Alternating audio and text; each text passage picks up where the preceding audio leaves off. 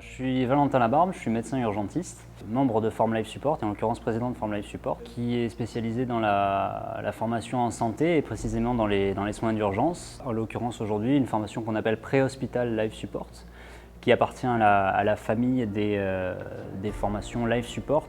Des formations en santé qui sont axées, une transposition, disons, du modèle américain.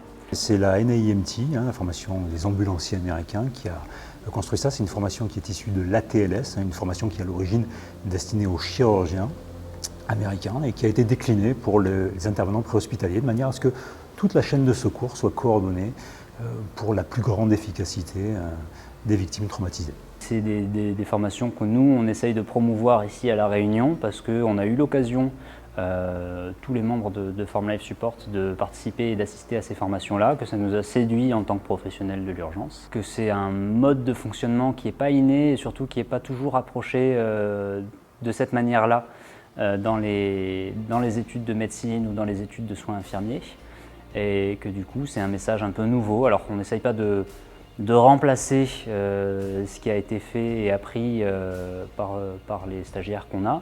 On n'essaye pas d'imposer une doctrine, on essaie juste de présenter un peu, diffuser ce qui nous a semblé être une bonne parole, de sorte que chacun puisse l'adapter à sa pratique le cas échéant, et si ça peut améliorer les soins apportés aux malades. Oui, alors la formation PHTLS est une formation qui s'adresse à tous les intervenants de la chaîne préhospitalière, des ambulanciers, des pompiers, des intervenants infirmiers, qu'ils soient sapeurs-pompiers ou au SMUR, et bien sûr des médecins de la chaîne hospitalière, médecins SMUR.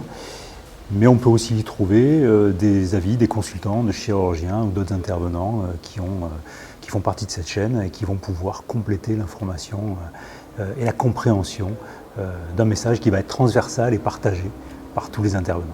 Alors, je suis médecin généraliste, je ne suis pas confronté à l'urgence, à des situations d'urgence tous les jours. Et je suis amené à avoir une activité complémentaire de mon activité de médecin généraliste qui consiste à médicaliser des épreuves sportives en milieu naturel, des trails, des courses de vélo, des courses de VTT. Et donc, de ce fait, dans ces situations-là, je suis amené à rencontrer des situations urgentes. Nouvelle approche en fait du patient qui est très protocolisée, ce qui permet d'avoir le même dialogue avec tous les soignants. Il faut juste qu'on s'habitue à l'appliquer justement de façon assez régulière pour que ça devienne un automatisme. Mais oui, je pense que je l'appliquerai surtout sur le terrain au préhospitalier. Les polytraumes, c'est pas ce qu'on utilise, c'est pas ce qu'on fait tous les jours, heureusement, pour la population. Mais oui, carrément, je pense qu'elle va vraiment m'aider, moi, en tant que praticienne, même dans la vie de tous les jours, je pense.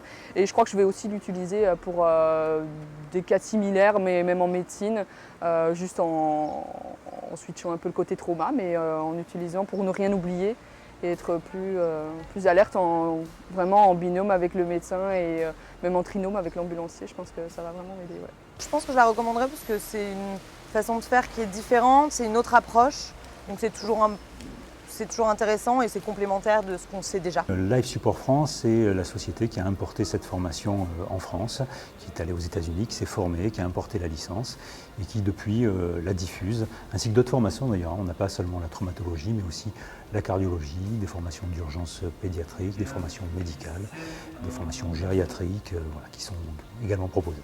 Alors, je ne sais pas encore si je vais réussir à passer le cap des QCM et le cap de l'évaluation, mais en tout état de cause, effectivement, ça a remis en place certains schémas, pour moi, certains schémas de prise en charge des patients, et de toute façon, ça me sera profitable dans tous les cas.